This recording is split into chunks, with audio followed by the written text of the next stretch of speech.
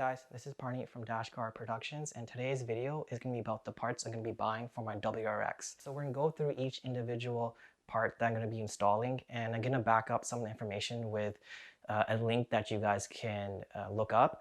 Now keep in mind, this is just my opinion, and if I'm wrong on something, please let me know in the comment section. The idea for this video is to guide you for the various parts, and make sure you guys do your own research and go through the forums, look on YouTube for the various parts, and having a full understanding of what each part does. So we'll go through some of the parts, but please do go and look into it further, because I just want this to be a guide, and what I might want to do with my car might not be something you want to do with your car. But for the parts on this list, I think they're pretty safe overall, and they're what most people actually do. It's going to be going to a stage 2. So let's get right into it. But before we get started, can you please hit the subscribe button?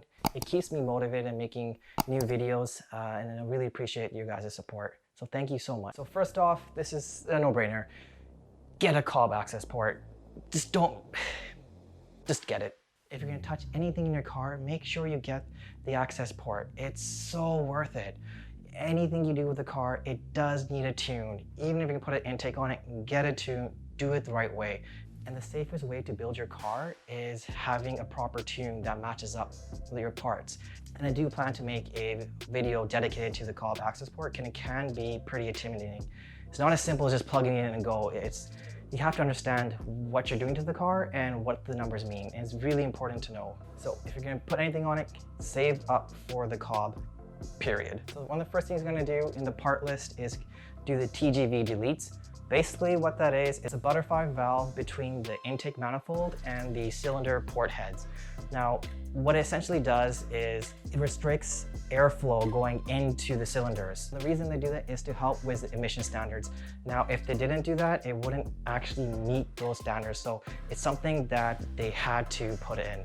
Now, the way it operates is dependent on your throttle position and the RPM. So it is dynamic when it comes to opening and closing. So by eliminating that part, you remove the restriction that's there, right? Even when the valves are open, there's still a rod that still obstructs the airflow. So when you remove that, you get a much more smoother airflow and a lot more direct and nothing obstructing it. So I'm gonna attach a lot of links to the description of my video, so please check them out. So just by doing the Tgv Deletes, one person I found in the forums was able to get 9 horsepower and 17 pounds-feet of torque added to their car just by doing this. And they're not very expensive, they're about $100. A lot of people do the Tgv Delete also with the EGR Delete as well. So the EGR stands for exhaust gas recirculation, and it kind of speaks for itself.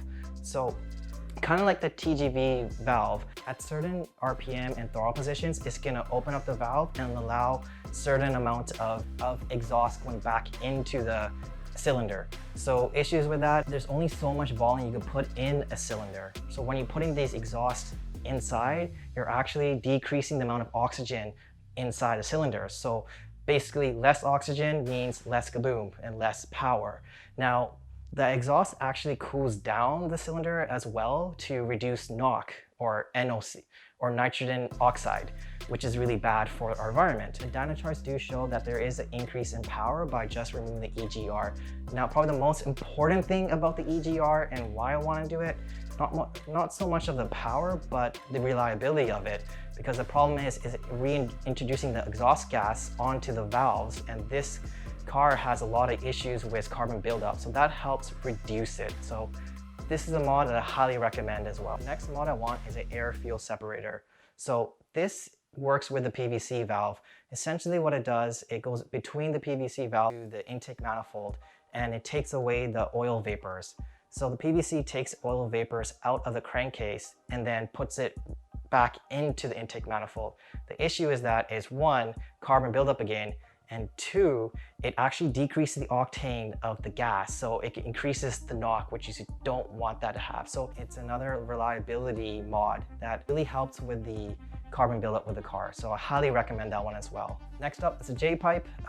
J-pipe, it's one of the more expensive mod. It's about 1,200 Canadian, give or take from the different brands. I'm gonna go with the cob. That's because with Garage 5, they have a pretty good deal. I also heard good things about the Grimmspeed. Now the difference is with the various J-pipes is where the cat is and how much cell they use, and also about the Grimmspeed is this one solid piece. So a lot of the pipes come as two parts. The Grimmspeed is one nice one, so it just creates a nice even flow. You don't have any ridges inside or potential for a leak when there is gaskets or two parts connecting. So keep that in mind. Electronic boost control solenoid doesn't really add power, but it's something that a lot of tuners like. It helps them modulate the boost and you have a much more better response and even boost line. So a lot of tuners will like this, and talk to your tuner. But most likely if you're gonna go stage 2, they do recommend it. Stage 1, not so much. But once again, talk to your tuner, and they cost around 200 bucks. It's also a good mod for responsive and drivability. Last not but least, but I am looking to get an intake. A lot of people don't like it. At the end of the day, most people say stick with the stock one, and I was originally gonna stick with the stock one, but I like the sound it makes. It's addicting. It's the inner child in me. I'm still on the fence about it, but I might get it. And with all the research I did, it looks like Grimmspeed has actually a really good one. It looks fantastic. It's closed off. I'll post a picture here. It looks really nice, and when you pop up the hood, it has a nice flow to it and looks pretty closed off. And with some of the forums that I've read, it looks like a lot of tuners do like that. So there is a chart that shows the Grimmspeed intake does increase the horsepower and torque. So that's why I'm going to lean to that direction. And it just kind of makes everything as a whole, because I'm changing the J-pipe and the intake. So, you know, coming in, there's a lot less restriction, and coming out, there's a lot less restriction. So it just kind of, in my mind, creates the car as a whole. So that's why I'm going to do it. Still on the fence though, but what's your guys' thought? Let me know in the comment section. So those are all the parts I'm going to be doing on my car over a year and a half. I don't plan to buy all at once. I'm going to spread it out. So the reason why I'm doing that is because cars are not my first priority. It's, you know, mortgage payments, it's bills, and then my investments, and then my savings for, you know, a rainy day. And then there's a car, because a car fund. So it is the bottom of the list, and that's why I'm doing it over the span of a year and a half. So I'm gonna buy a part and then buy another part and slowly bring it all together and install it.